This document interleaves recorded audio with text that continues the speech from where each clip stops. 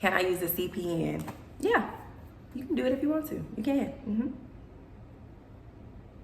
But do I recommend it? Heck no.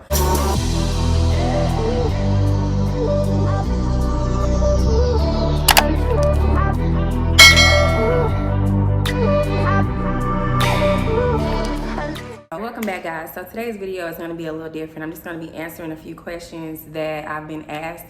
A lot of times I cannot see you guys comments coming in because there's so much spam coming in at the same time in my notifications. So if you have asked me a question, I'm not ignoring you. I just cannot see. So join the Facebook group. There is a link in the description box. That way we can talk more directly, and I have that group private so I can make sure no spam is getting in. What happens if an account I disputed was verified?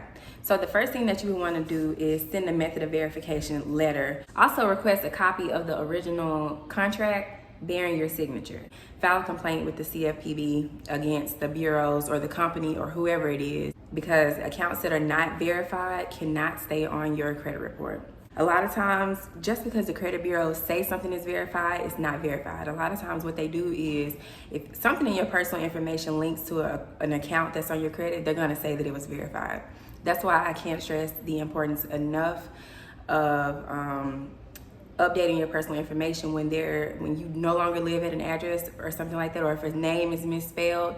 A lot of times companies will misspell your name. That's why you see misspelled names on your credit report, is because the way they're spelling it in their system hasn't reported to the credit bureaus, and now they think that's accurate because the company says it is. So if that misspelled name is linked to an account that you're trying to dispute, or if your name or an address or something is linked to an account you're trying to dispute, they're gonna verify it just based off something in your personal information section. What do I do if the credit bureaus refuses to reinvestigate my dispute?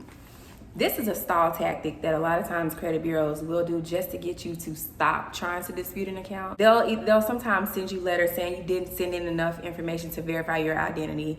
That's why I say just go ahead and send in a copy of your driver's license and social, or even go to their website to see what information is proper identification in their eyes. You'll get stall letters, or sometimes they'll ask you to supply more information, to help them investigate. That right there says that they didn't even have enough information to verify the account. You never have to send in proof, because the burden of proof is not on you, it's on them. What happens if an account is deleted and later put back on?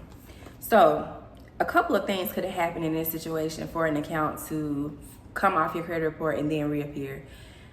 Someone could have filed identity theft on this particular account.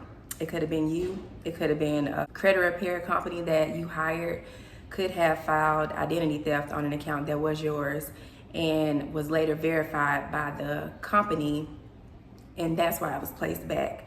A lot of times credit bureaus, when they know that they're not going to have the required information in the amount of time that they're supposed to, which is within 30 days, or maybe it's 15 days if you send in a method of verification, they will remove the account temporarily until they get information from the company or the creditor that will validate this account, and then they will put it back. That will be called a reinsert. Just because an account has been reinserted does not mean that you cannot dispute the account back in.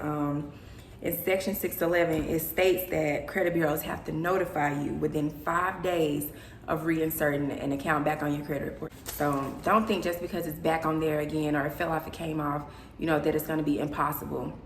They have rules to abide by too, even with placing it back on your credit report. So remember, if they didn't notify you within the 5 days, it has to come back off, and that's just by law. Can I dispute online? Yeah, you can dispute online if you want to.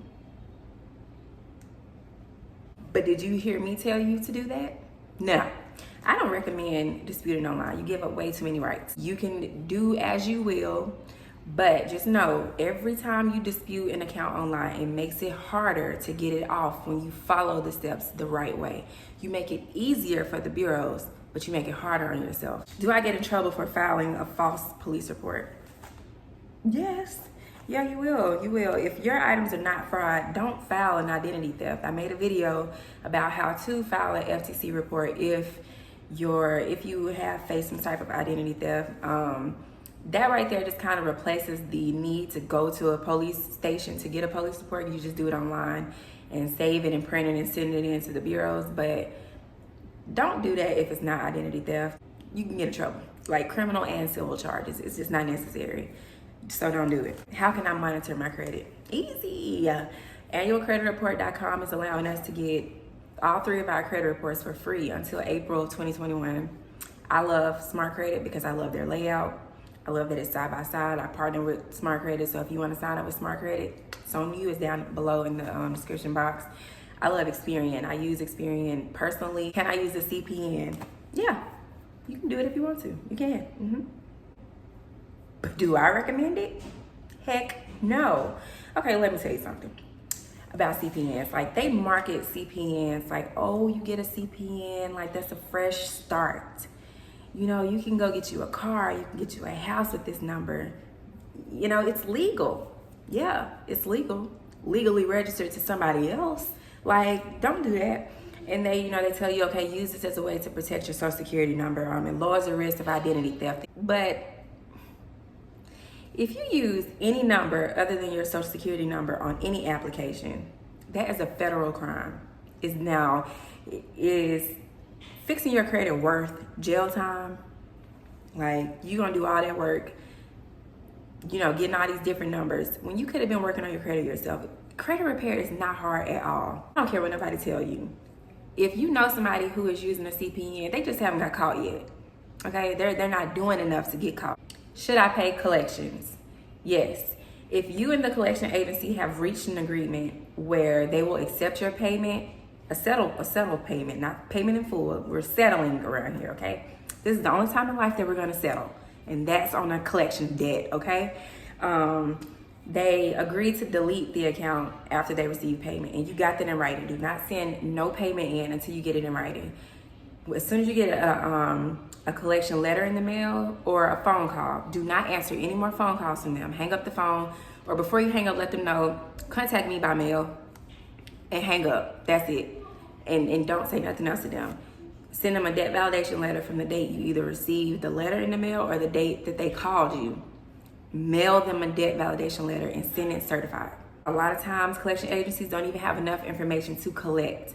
They just want to get some money because they purchased your debt. So they're not out to help you. They're out to get their money back from them purchasing your debt. The original creditor has been paid off. They don't give 2 shits.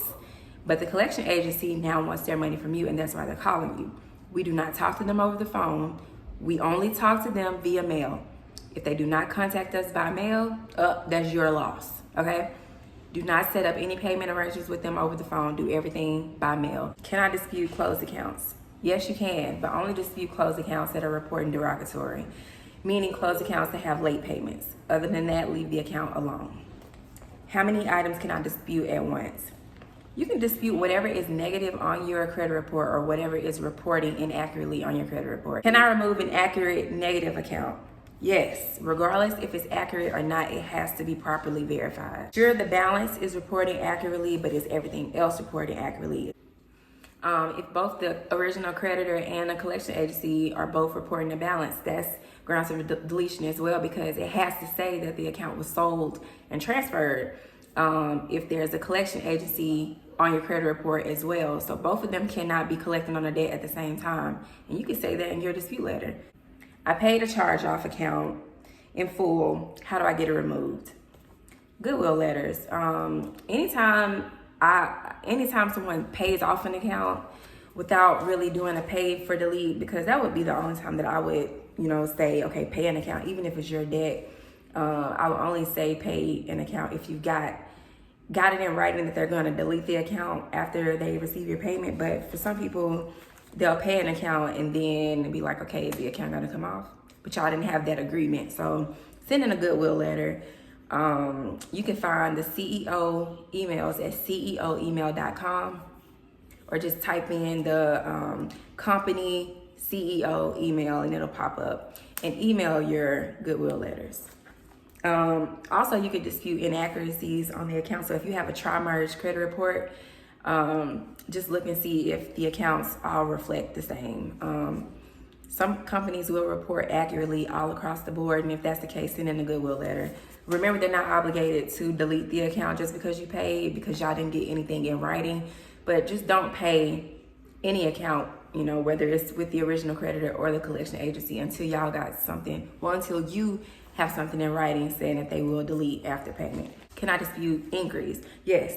I highly recommend disputing inquiries by phone. In my general dispute letter package, I have like a script that you could follow, a phone script. So you can call in and have inquiries removed, and an inquiry letter if you just want to do it by mail. But it's just easier to get over the phone. Like every now and then you'll get a representative who is just like, you know what, what's some inquiries? All right, let me delete, and they'll just do that. But sometimes you'll get a rep who like, nope, it's yours. Not gonna do it. Hang up if you get them and call again. How do I remove student loans? Factual disputes. I just uploaded a video on how to remove student loans. It's all about factual disputes with student loans, unless there was an identity theft situation where you did not apply for a loan in that instance, like it was with me. Other than that, factual disputes are the biggest thing with student loans, so try that out. How can I raise my credit score over 100 points? Anybody who gives you a specific number when it comes to credit repair is a liar. You never know how many points your credit score is going to go up if an account is not there. Anyone who can guarantee you a 200 point increase, 100 and whatever, they're lying, because you don't know. And for those people like that, I wouldn't even work with them. Like anybody that promised me a number, I wouldn't work with them, because you don't know. Every credit reporting company has a different scoring system. So even if your credit report looks like her credit report, if something comes off yours, it may be higher in points. But if something comes off this account, it may be only 6 points, while you got a 15-point increase. So what would I look like advertising or even saying guaranteed 200-point increase if you work with me?